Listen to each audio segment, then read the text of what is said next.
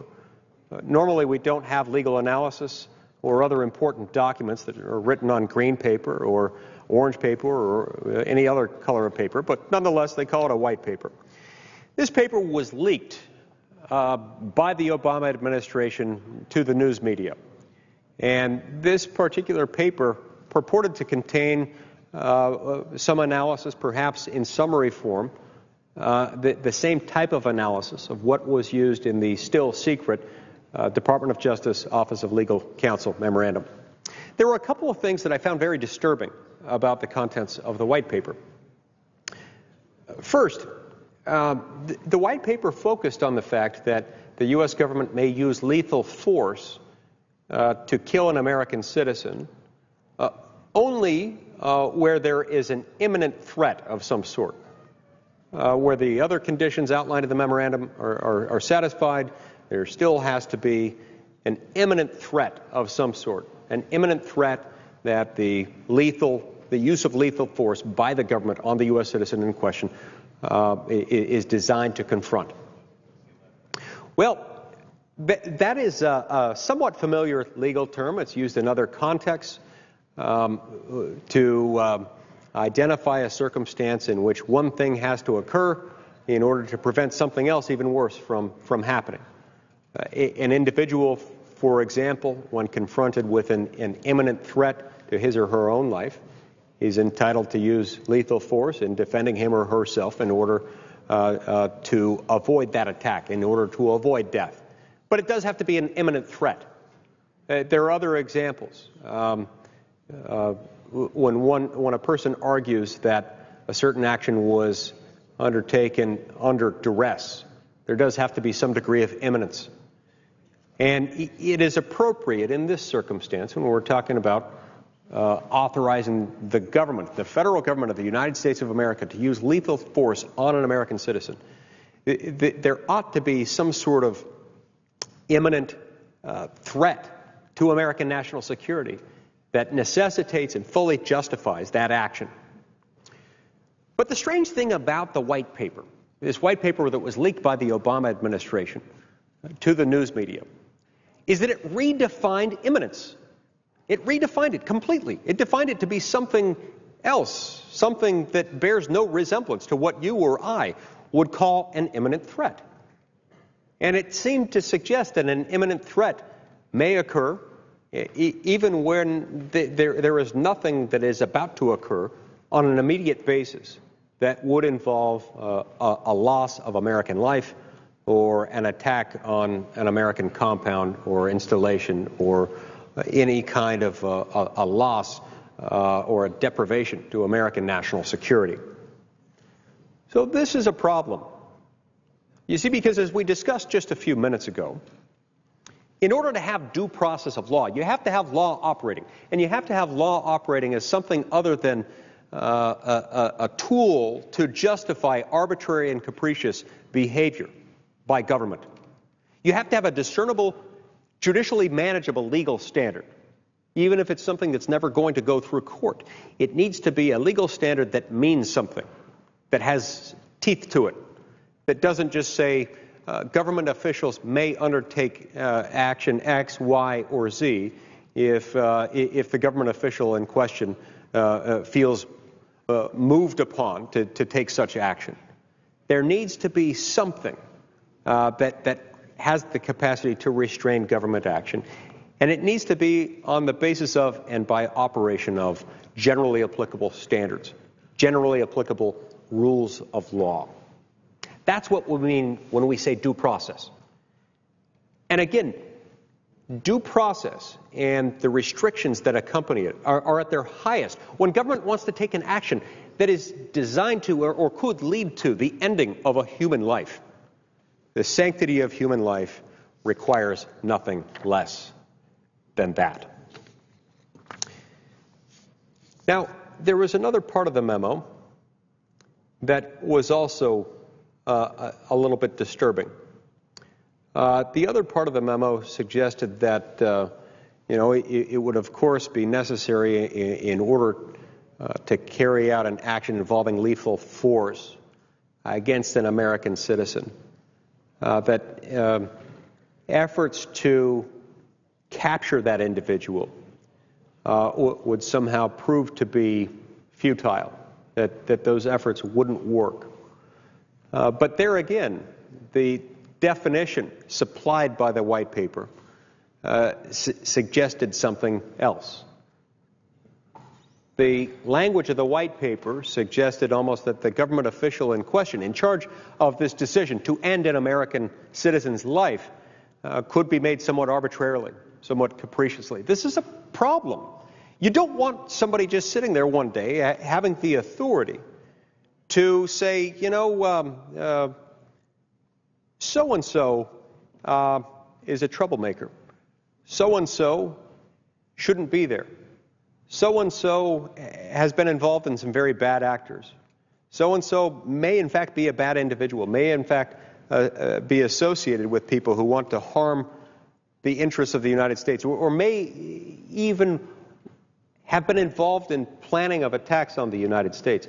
You don't want the government official in question to be able to end that American citizen's life just on the basis of flimsy analysis, on a toothless legal standard. You want the American people to continue to be able to live under the rule of law, and with an understanding that actions of government, particularly those actions that are designed to bring an end to a human being's life, won't be undertaken lightly. You see, that's what it means to live in a society that operates under the rule of law as opposed to the rule of individual human beings, is that we have standards, we reduce those standards to writing, those standards that are rules that are generally accepted and generally applicable, that govern the conduct of individuals in society, both the governors and the governed, will themselves determine the behavior of those involved in our society.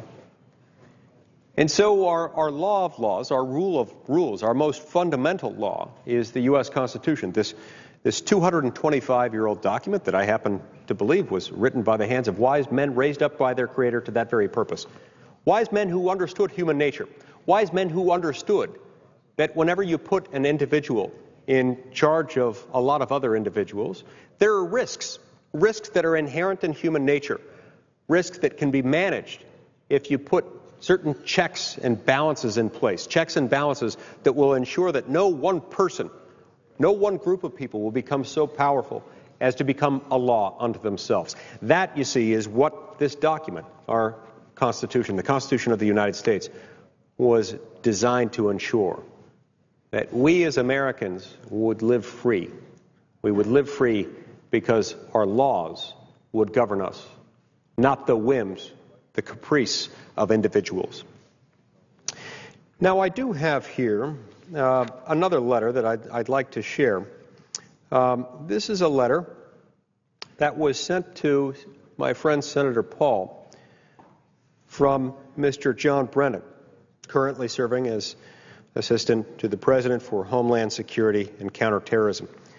This letter is dated from just earlier this week. In fact, it's dated March 5th, 2013. Here's what it says. Dear Senator Paul, thank you for your February 20th, 2013 letter regarding the power to authorize lethal force, such as a drone strike, against a U.S. citizen on U.S. soil and without trial. The Department of Justice will address your legal question regarding the President's authorities under separate power.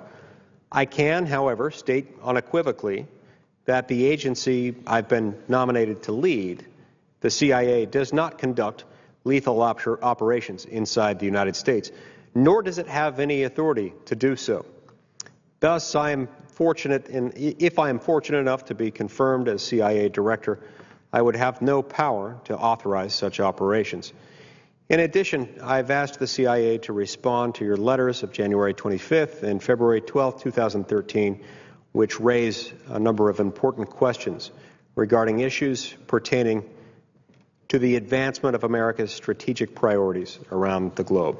Sincerely, John O. Brennan. So this is helpful. This is a helpful indication from a government official who's been nominated to head the Central Intelligence Agency, who acknowledged that if he is confirmed to this position, he would have no authority as director of the CIA to order lethal drone strikes within the United States, and that's helpful. It is still significant, I think, that we be allowed to ask from time to time what the CIA might do with regard to other persons including U.S. citizens outside the United States, under what circumstances a lethal drone strike or a different type of lethal force might be appropriate when directed toward an American citizen outside the United States. Notice one phrase that he uses in this letter when he says, such as a drone strike against a U.S. citizen on U.S. soil and without a trial.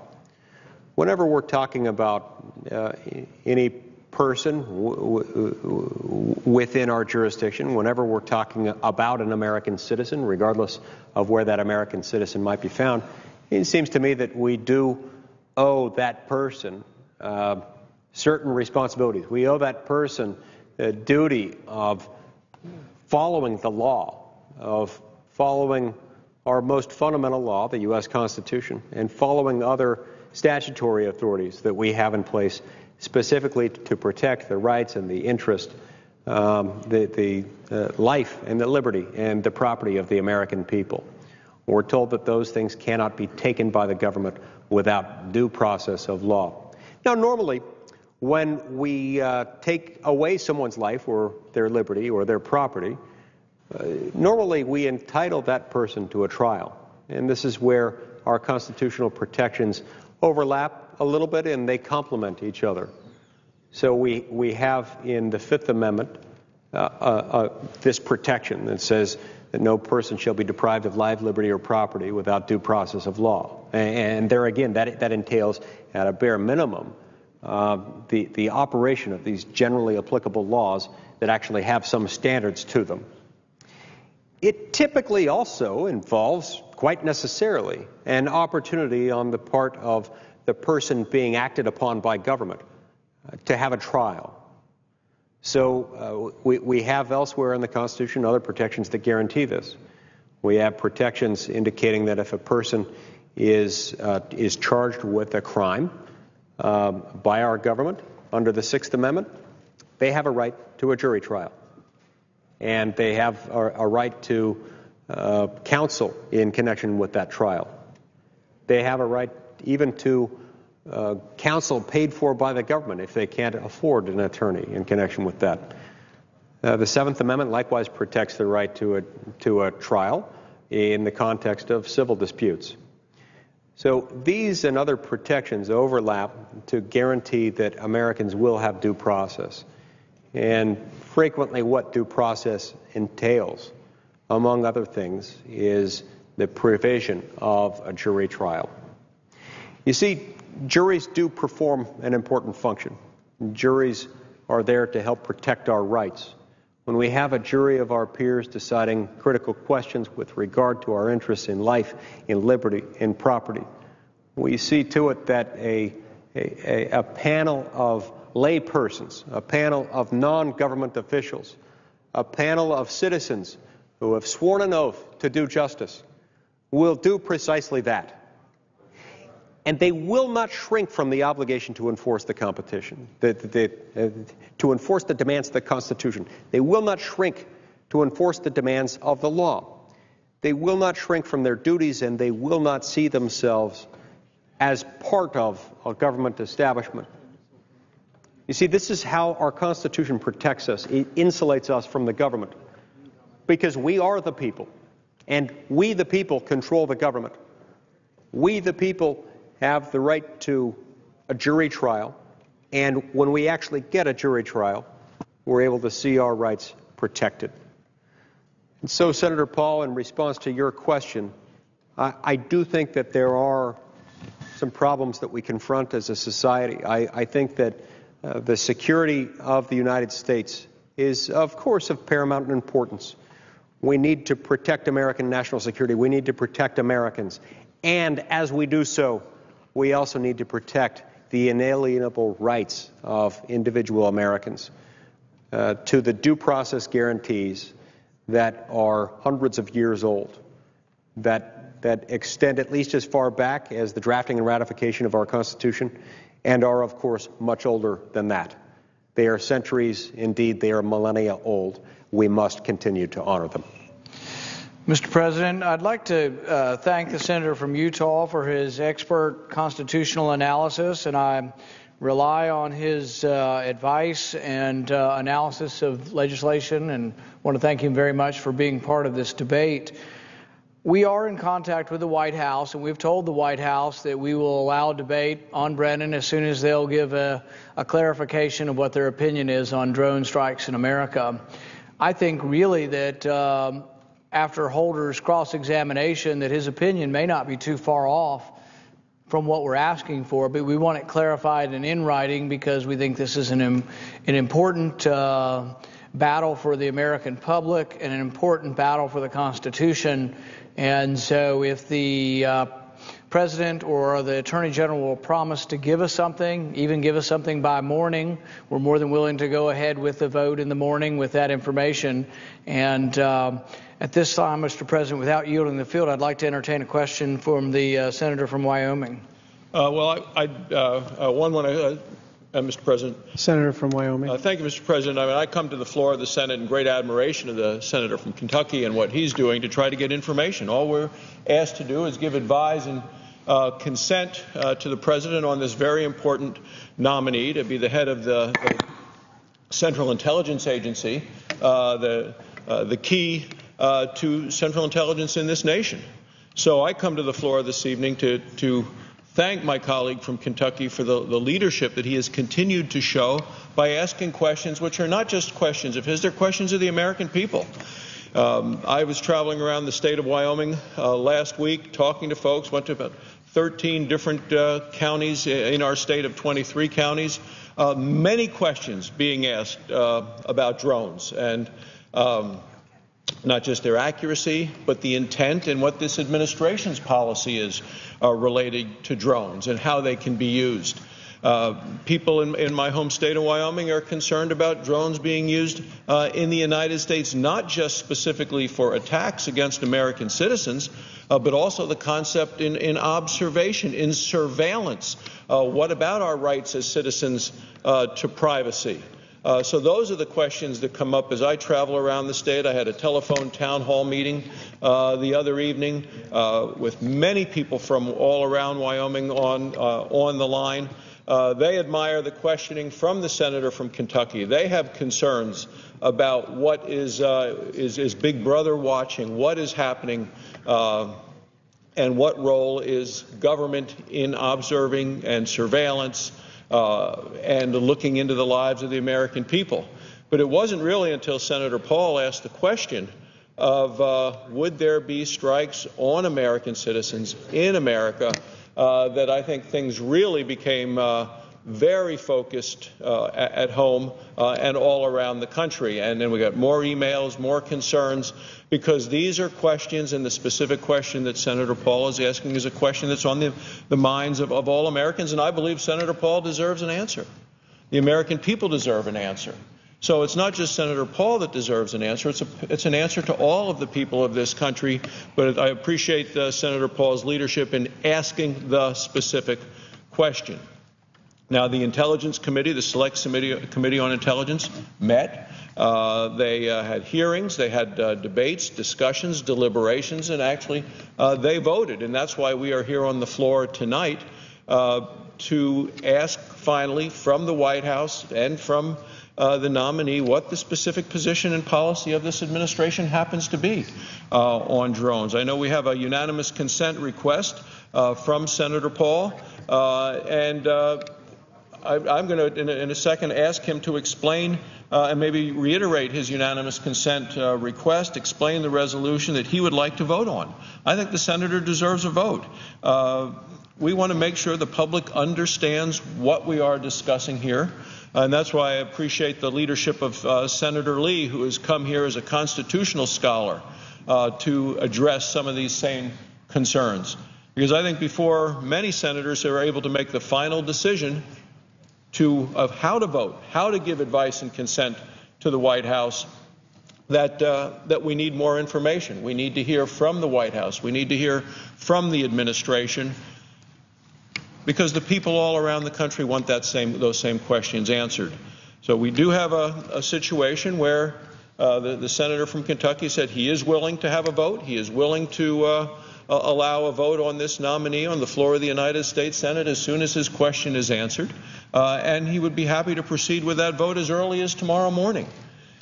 The American people deserve better than they're getting right now from this administration in so many ways, this just being one. And that is why I think all of us try to go home every weekend to see what's on the minds of folks in our home states, in our home communities. But this is clearly what I have been hearing about traveling around Wyoming, a state of vast open spaces, a state of great majesty and beauty, but a state where people are concerned with their own privacy, with overhead surveillance, and of course not just their own personal privacy, but their security.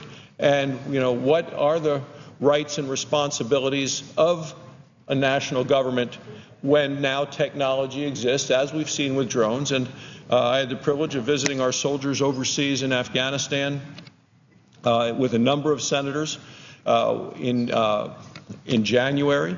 We have seen up close through detailed video the capabilities of drones, capabilities that just weren't there that many years ago. Questions like this would have never arisen a number of years ago because the technology wasn't there. But now the technology is there. And with that given technology, that raises new questions. And that's why I think so many Americans are appreciative of the work by Senator Paul to specifically ask questions that have never been asked before because the technology wasn't there before. But now we have the technology, we have the know-how, and the question continues to be asked. So I would just ask my friend and colleague from Kentucky if he could explain, perhaps his unanimous consent, what vote he's asking for, why it is so important, and what it means to all of us as free citizens in this great nation. Thank you. Mr. President, I would like to thank the senator from Wyoming for coming to the floor and helping to advance this debate. One of the points you made towards the end, or that was made towards the end, is about our soldiers and that you visited and seen the capacity of the drones. The one thing that shouldn't be lost in this is that we're not here arguing against the use of drones, particularly in defense of our military. When people are shooting at our soldiers, I want the best equipment we have in the world to defend them and to win our battles. That's something that we should all want.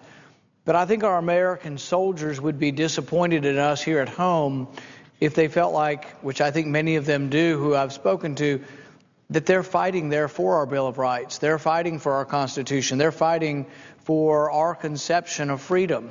And in doing so, I think they would be disappointed if they felt like that drones that were being used against the enemy in the mountains of Afghanistan and Pakistan were going to be used against Americans in America without any kind of due process, because the whole idea of the Constitution, that's what they're fighting for. It's what the president, has pledged to uphold and preserve, and so it's such an important battle. The unanimous consent that we put forward, which had hoped they would let us vote on in the morning also, but they've disagreed with, basically says that the use of drones to execute or target American citizens on American soil who pose no imminent threat clearly violates the constitutional due process of citizens, the due process rights of citizens.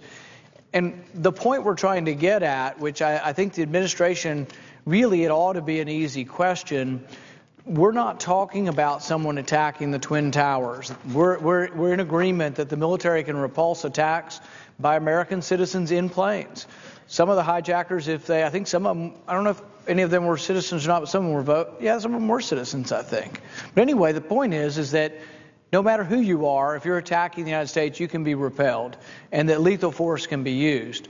The point is, though, that we're concerned that some of the drone strikes overseas are done to people who are not involved in combat at the time, and that's another question. But here at home, I think really we don't want to have a standard where someone who we think might be a terrorist or we think might be engaged in something who's in a restaurant eating dinner would be killed. And I think that we want more protections for Americans. We want, if you're accused of a crime, to have the ability to defend yourself in a court of law.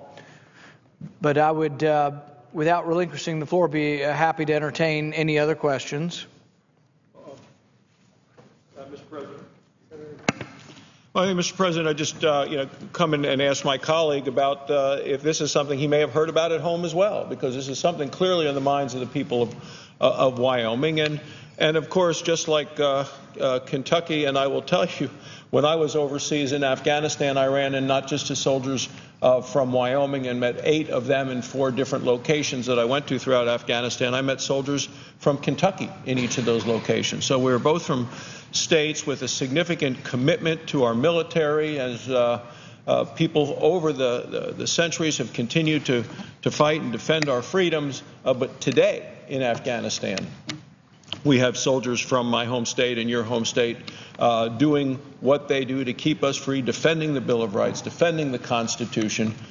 And when we talk about the Bill of Rights, I mean, let's think about what Ronald Reagan said. The Bill of Rights wasn't established. It was not established to protect the government from the people. It was established to protect the people from the government. Search and seizure, freedom of press, freedom of speech, freedom of religion, our Second Amendment rights to own and bear arms. Those are the constitutional rights, individual rights that people are fighting for every day in Afghanistan. And they want to know, when they get home, what sort of freedoms are there going to be in this country? Where does the role of liberty and freedom in our society? And that's why there is no better time, I would say, Mr. President, than this evening, before voting on the nominee to be the director of the Central Intelligence Agency, the head of the CIA for the country. I mean, what better time than to have this debate than during that nomination process about what are where is that line between freedoms of individual citizens and the rights of a government, which now has a technology which hasn't really been there up until most recently. And so I would ask my friend and colleague, one, congratulate him and thank him for remarkable leadership, and I hear that all around my home state, and I know you hear it at home as well. You hear it all around the country. But say, is this a concern on the minds of people, or is there a reason that we are here to bring this out, not just because a couple of senators are on the floor debating it, but this is a crucial issue for this nation? Mr. President, one of the things I hear at home that similar to what the senator from Wyoming is talking about is that we hear people worried about the erosion of their rights. They worry about statements from the president when the president says that he intends to protect the Constitution, and except for maybe when it's infeasible or when it's inconvenient. And I think that worries people. One of the other things about drones, which is not particularly related to this necessarily strike, but I know in Wyoming, I'll bet you they have the same concerns, is our farmers aren't too happy about the government flying drones over their property. And that's something, we had an interesting vote on that last year.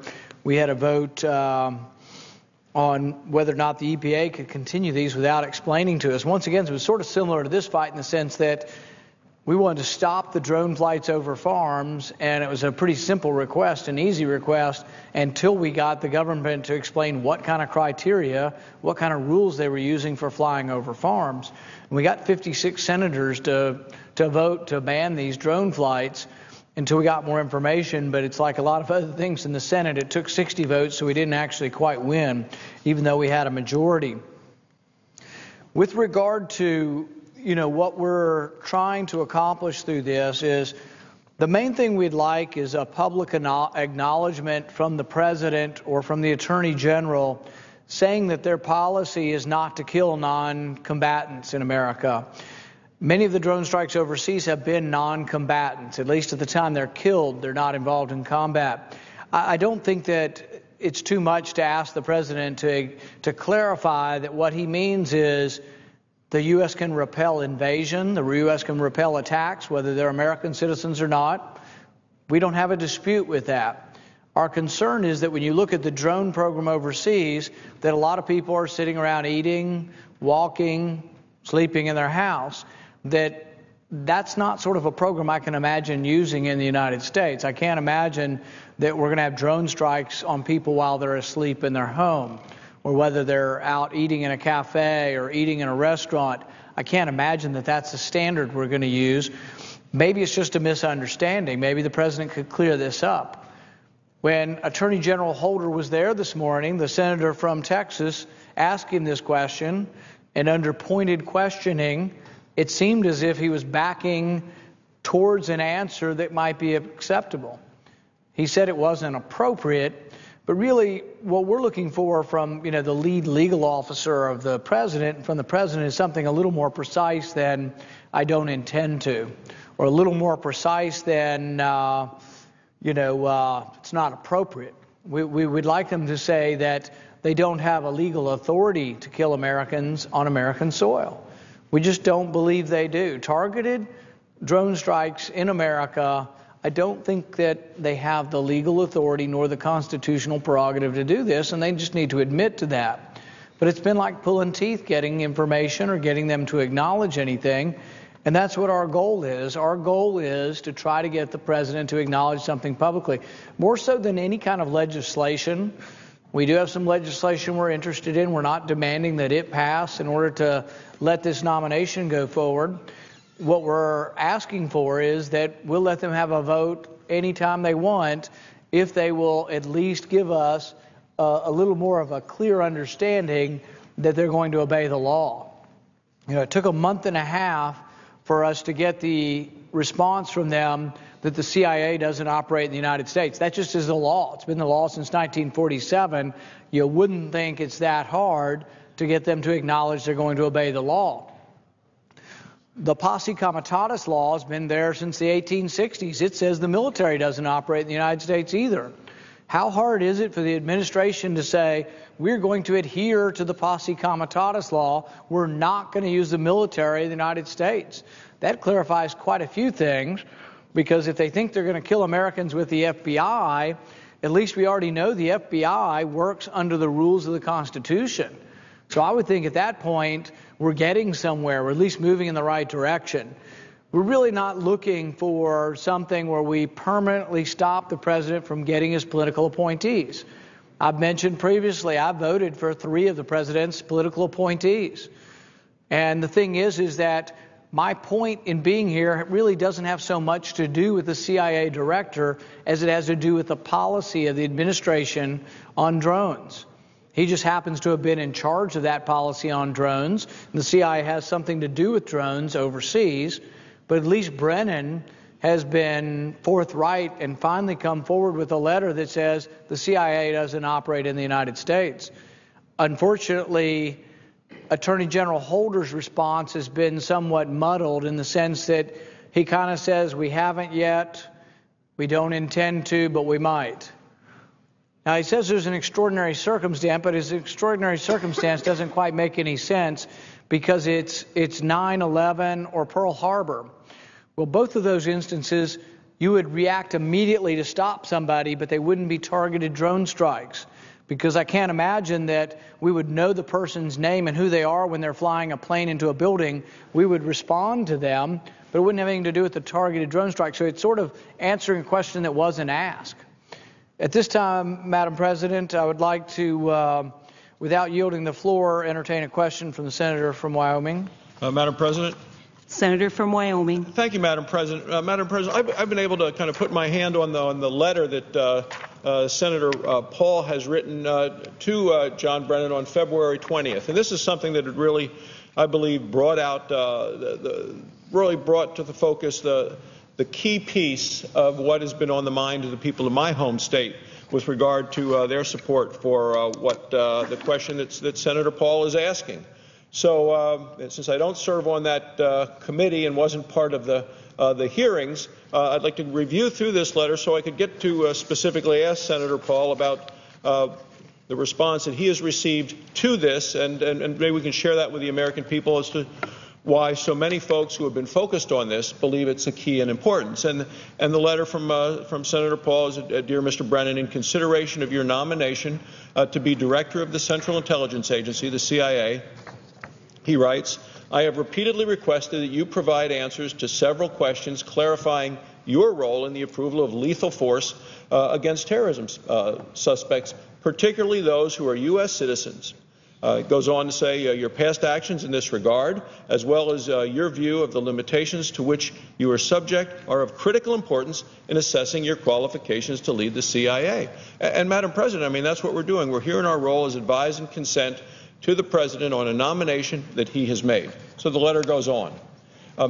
If it is not clear that you will honor the limits placed upon the executive branch by the Constitution, then the Senate should not confirm you to lead the CIA. And I will tell you, Madam President, the people of Wyoming carry their constitutions in their breast pockets.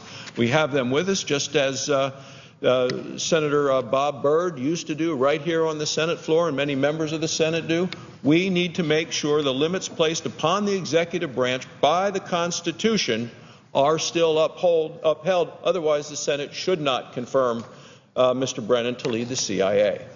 So the letter from Senator Paul goes on to say, during your confirmation process in the Senate Select Committee on Intelligence, committee members have quite appropriately made requests similar to questions I've raised in my previous letter to you.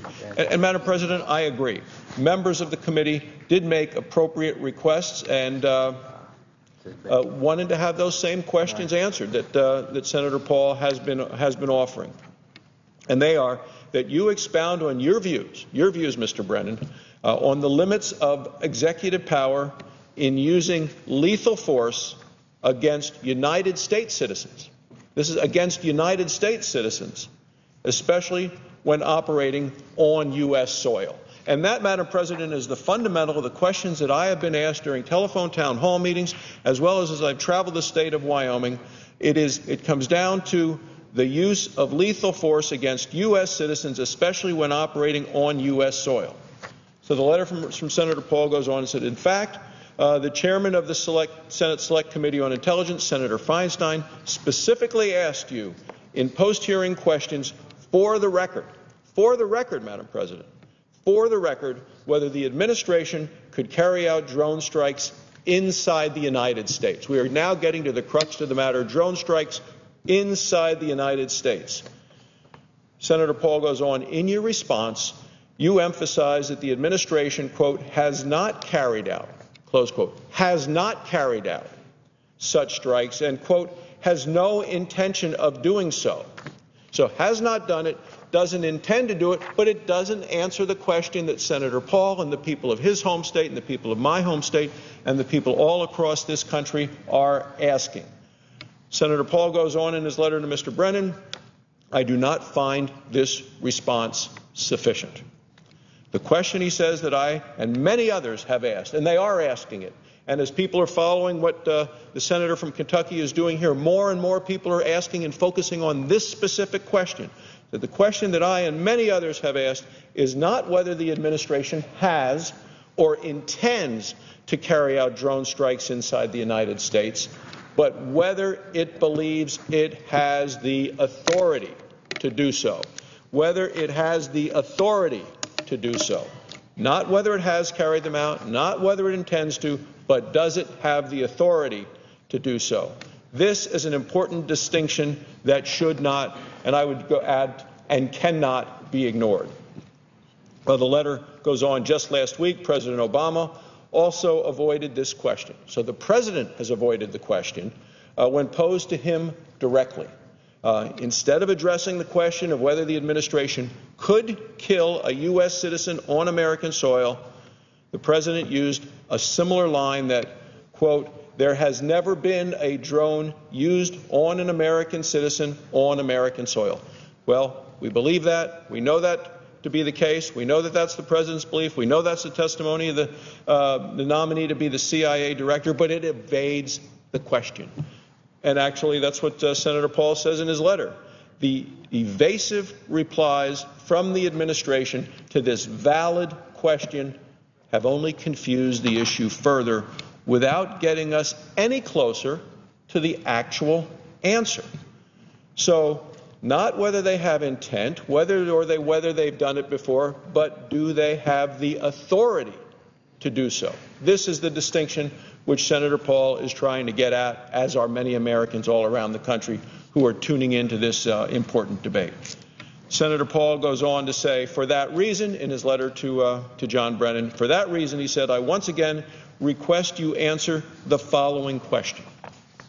The question is, do you believe that the President has the power to authorize lethal force, such as a drone strike, against a U.S. citizen on U.S. soil and without trial? Let me repeat. Request you answer the following question.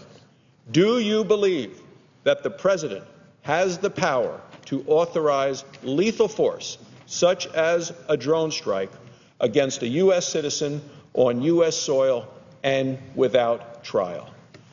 Senator Paul goes on to say, I believe the only acceptable answer to this is no. And that's what the American people believe as well. So Senator Paul concludes, until you directly and clearly answer, I plan to use every procedural option at my disposal to delay your confirmation and bring added scrutiny to this issue and the administration's policies of the use of lethal force. The American people, he says, are rightly concerned, and they deserve a frank and open discussion of these policies. So I come to the Senate floor tonight in support of my colleague and agree with what he is writing to John Brennan, because the fundamental question is, do you believe that the President has the power to authorize lethal force, such as a drone strike, against a U.S. citizen on U.S. soil and without trial? Senator Paul goes on, I believe the only acceptable answer to this is no. So I would ask Senator Paul if he could perhaps add a little light.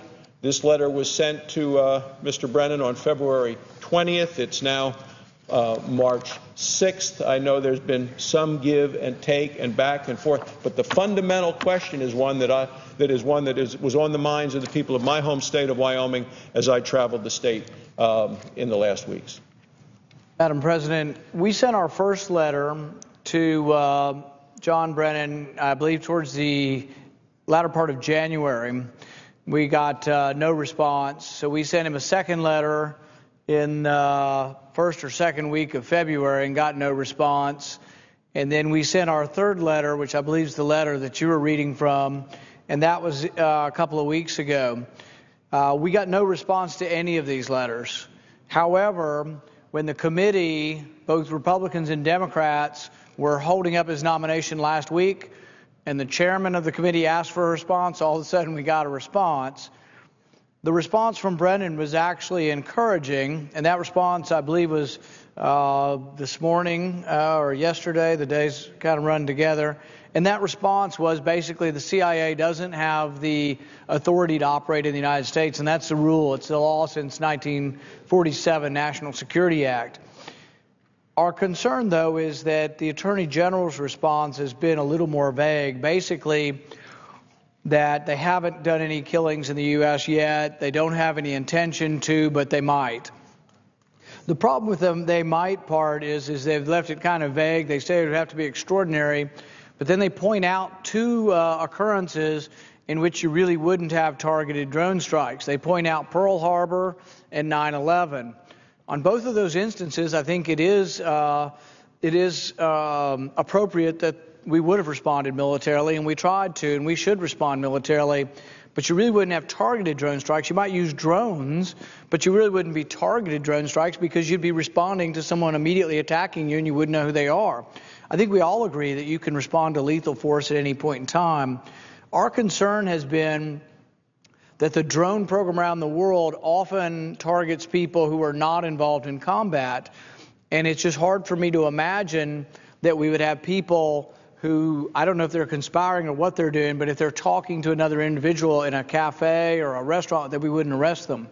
The ranking member on the Intelligence Committee made a good point. He said, well, particularly if they're in a non-combat area in the United States, wouldn't you want to arrest them to get some information from them to see if they might be a threat and see if they're innocent or guilty?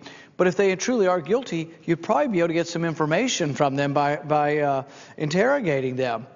Now, you ask the question about what are the limitations. That's ultimately what we're asking Brennan, Eric Holder, the Attorney General, and the President. What limitations do you see to your authority?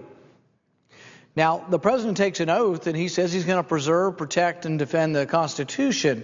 And he says he will do that, but he doesn't really, the oath doesn't say, I intend to do that. It says, I will preserve, protect, and defend the Constitution. The problem we have is that when John Brennan has been asked, what are the limitations to your authority? His response has been that we have no geographic limitations. And he says he gets that from the use of authorization of force to go to war in Afghanistan. The problem with that is I don't think really people who voted for that intended that there would be no limitations, that you could have war anywhere, because the question is, then is there a limitation at the U.S. border? Well, there's a law, the Posse Comitatus law from after the Civil War, says the military doesn't operate here. And it's not because we think the military are bad people. We just have different rules for the military. Our soldiers aren't used to dealing with due process. We don't make them. In a battlefield, when you're shooting people, you don't ask people for their Miranda rights. You don't have to get a jury trial. There's none of that going on in a battlefield. So soldiers don't have to deal with that. But policemen in our country have different rules of engagement, and they're required to deal with that. And we want that because we want there to be a process, because we've always been concerned in our country. We broke away from the mother country in England because we were concerned about too much power, and we wanted that power to be reined in. So our biggest problem is that when they say they have no geographic limitations, that could include America. So that was our next question. We asked Brennan, Senator Wyden asked Brennan in the committee, do you have the authority to do strikes in America? And John Brennan's answer, this is the first answer before we got the second answer, was, well, we want to optimize transparency and we want to optimize secrecy. And that was his conclusion. And it's like, what does that mean?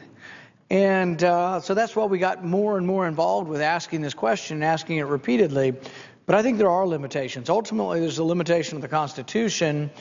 But also, there's a big debate that needs to go on about what are the limitations of what we voted on when we went to war. I was all in favor of doing everything possible to those who attacked us on 9/11, of going to Afghanistan. We need to figure out how and what completion of that mission is, and whether or not that use of authorization of force is open-ended forever, or whether or not we're ever going to vote on that again, which I think means when you vote on it again, you retain that power and bring it back to the Senate and to the Congress. It doesn't mean we won't do it again, but we should have a vote and a debate again if we're going to have another war. But at this time, without relinquishing the floor, I'd be happy to entertain another question from the senator from Wyoming. Well, Madam President.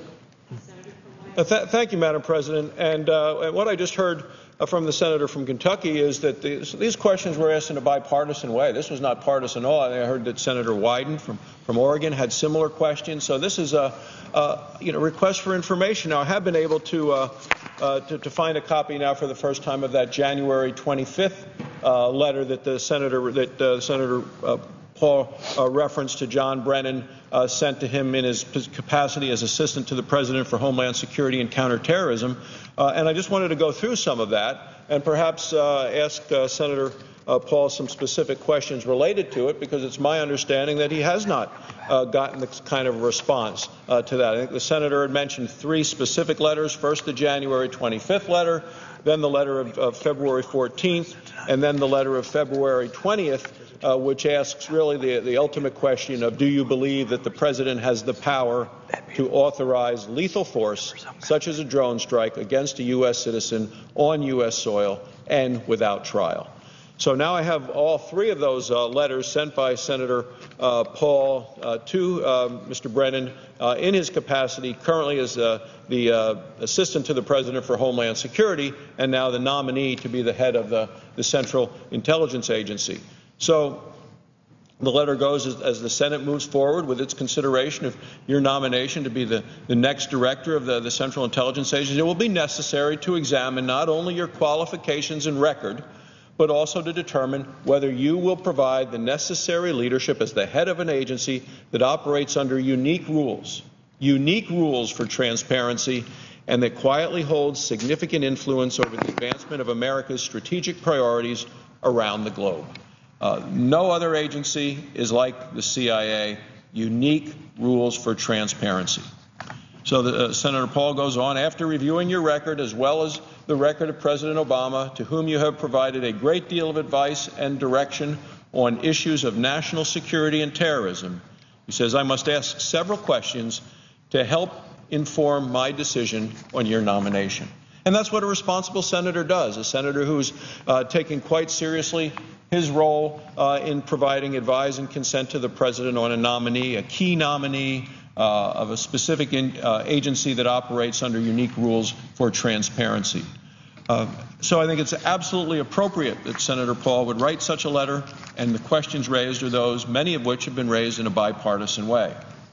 So question number one, do you agree with the argument put forth on numerous occasions by the executive branch that it is legal to order the killing of American citizens and that it is not compelled to explain its reasoning in reaching that conclusion? Do you believe this is a good precedent for the government to set? What better, clear question to ask than that? He goes on, Congress has been denied access to legal opinions and interpretations authorizing placement of U.S. citizens believed to be engaged in terrorism on targeting lists, thus denying Congress the ability to perform important oversight. Oversight's a key role of this body.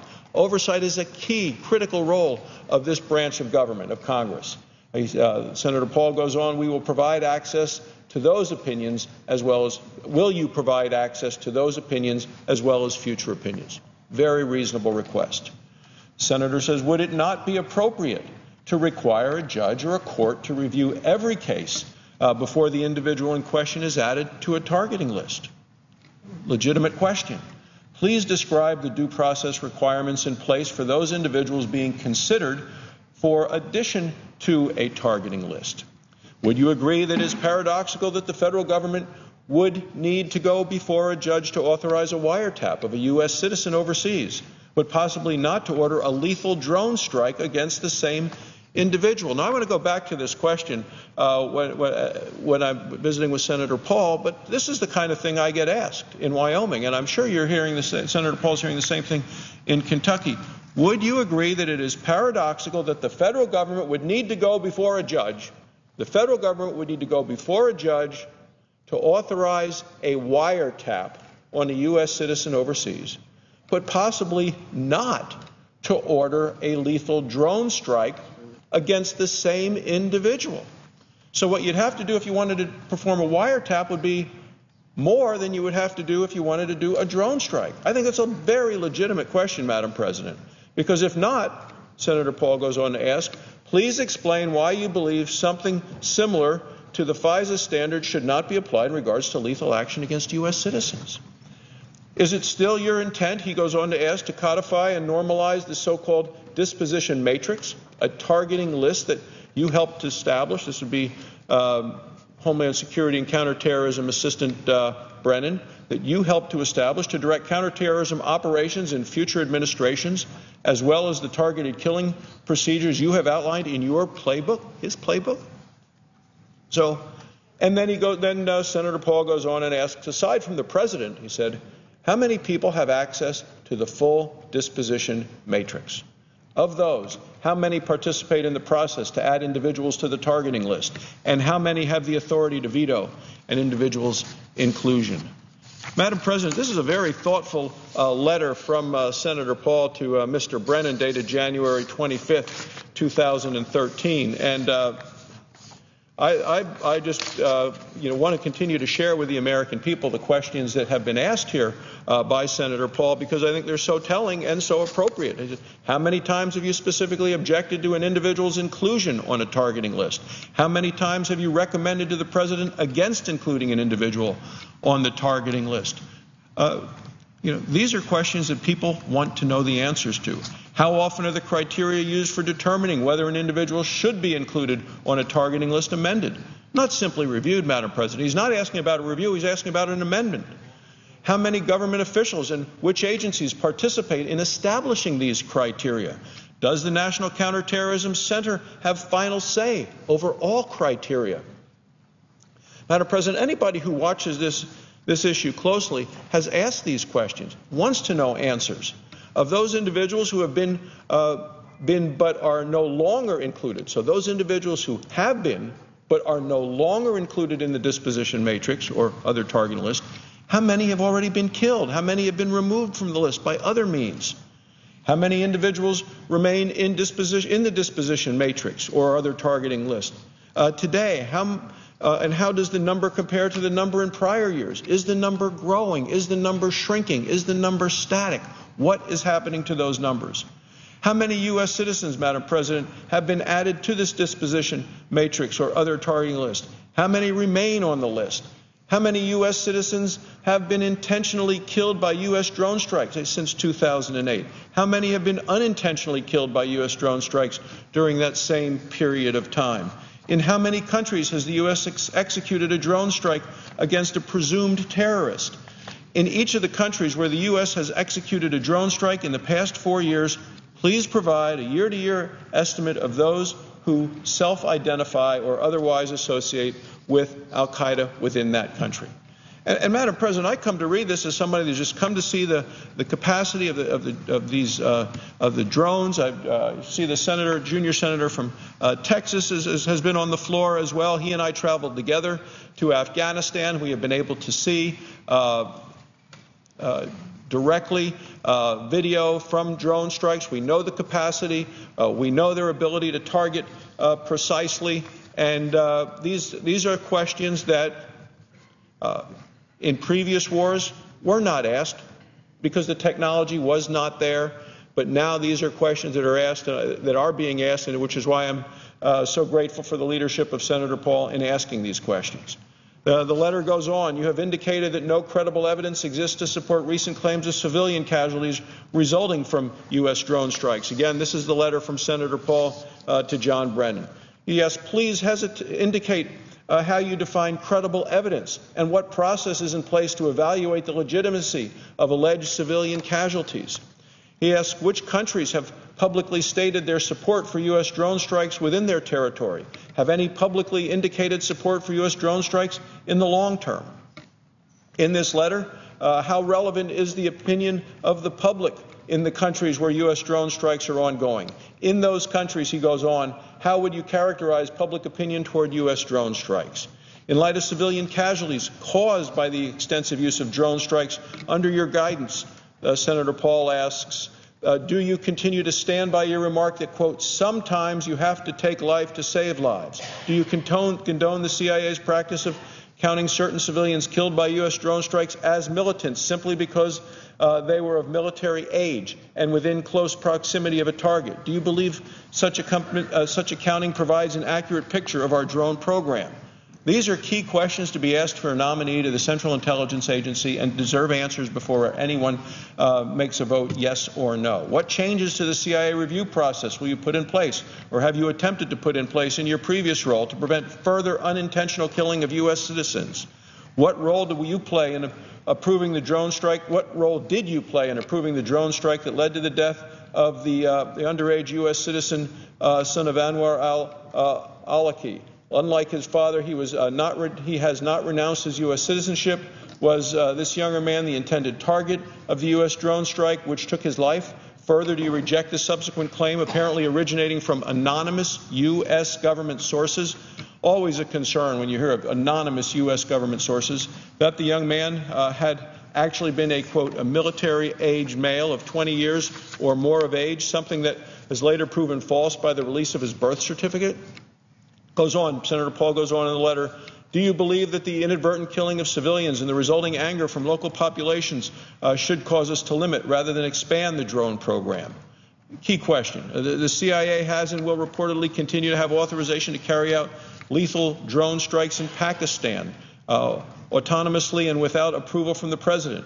Will you seek to reduce or eliminate this practice or keep it in place? Will you hold to the discussed 1 or 2 year phase out of this authority or work to expedite the phase out? Mr. President, I could go on and on because these are key questions that Senator Paul has asked. It all fundamentally gets back to the fundamental question of, do you believe the President has the power to authorize lethal force, such as a drone strike, against a U.S. citizen on U.S. soil and without trial. So as I look at this letter of January 25th and look at the questions being asked, do you believe the lethal drone strikes constitute hostilities as defined by War Powers Act? On what legal basis does the administration derive authorization to conduct such strikes? And then the president's own words, the president has stated that al-Qaeda has been decimated. Do you believe, Senator Paul to Mr. Brennan, do you believe this assertion is correct? And if so, what is it that we are now targeting, if not al-Qaeda?